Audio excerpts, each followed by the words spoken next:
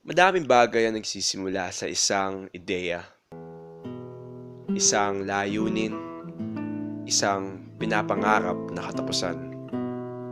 At masasabing totoo rin ito para sa mataas na paaralan ng Ateneo de Manila. Ngunit napakadali ring mawala nitong layuning ito, itong ideyang ito sa mabilis na daloy ng panahon.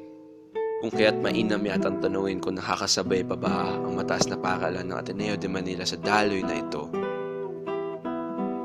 Kung nakakalaban pa ba ito sa kailangan labanan at nakakasabay sa kailangan sabayan.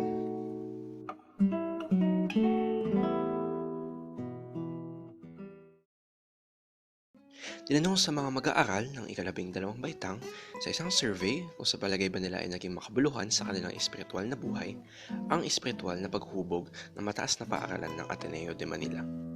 76% ng mga mag-aaral ng ika-12 baitang ang nagsabing naniniwala nga sila na oo, naging makabuluhan nga ang espiritual na paghubog ng mataas na paaralan ng Ateneo de Manila.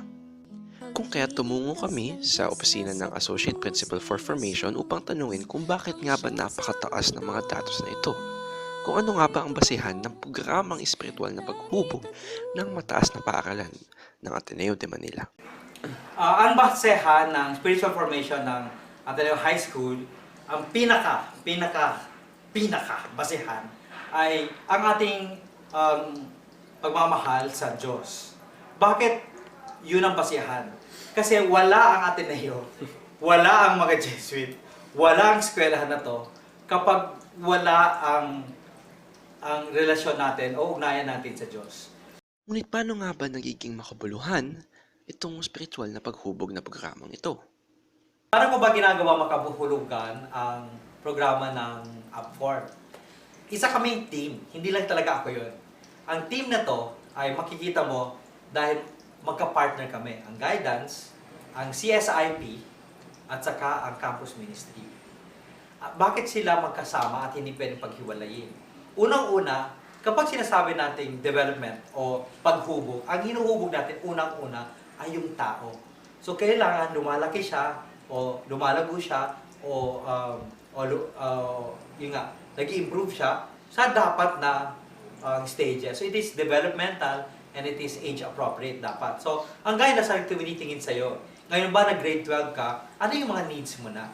Siguro, ang need mo ngayon, pag grade 12, ay makikita mo na paalis ka na ng Ateneo High School. Siyempre, ang tinitingin mo na ang iyong college course. So, pwede yun.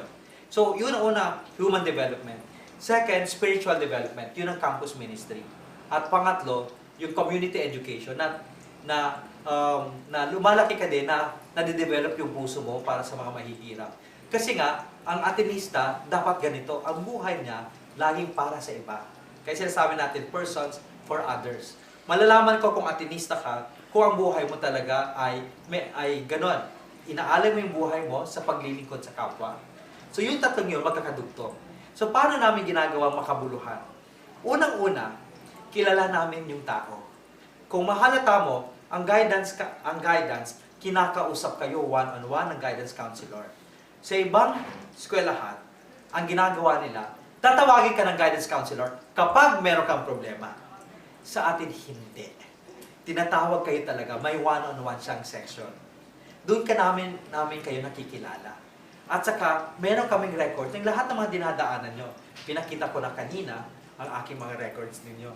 So, alam namin, kilala namin yung taong pinaglilingkuran. Hindi pwedeng hindi namin kilala. Kaya, relevant kasi we know your needs. Because you express it to us. We did not go on research like nag-investigate kami. Hindi ganon. You express it yourself through many of our services. And so, we know what to say.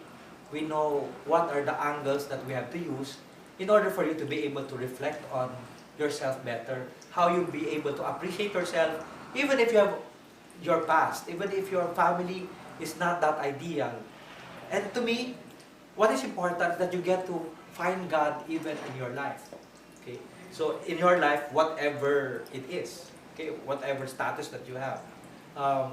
Tapos second, since we know you, we are able to communicate to you also. So communication is second.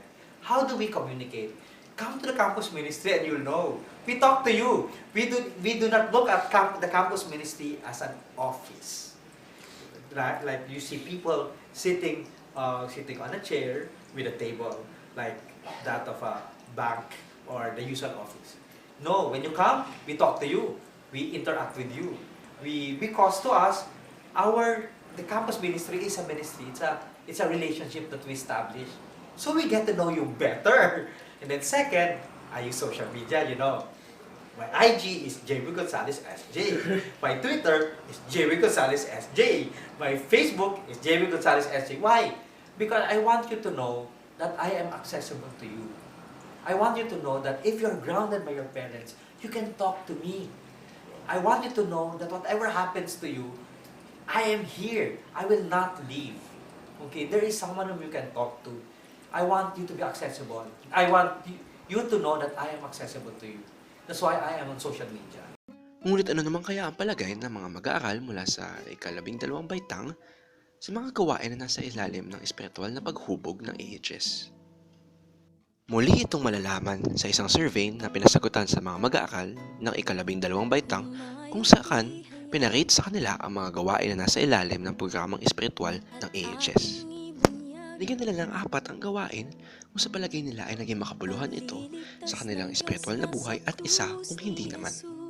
Sa pag-aaral ng mga datos na ito, makikita ng recollection ay nakakuha ng average na 3 sa 4 na puntos, ang CSIP ay 3 sa 4 na puntos, ang damay ay 3.5 sa 4 na puntos, ang retreat ay 3.5 sa 4 na puntos, ang TD ay 3 sa 4 na puntos, at ang KFD ay 3.5 sa 4 na puntos.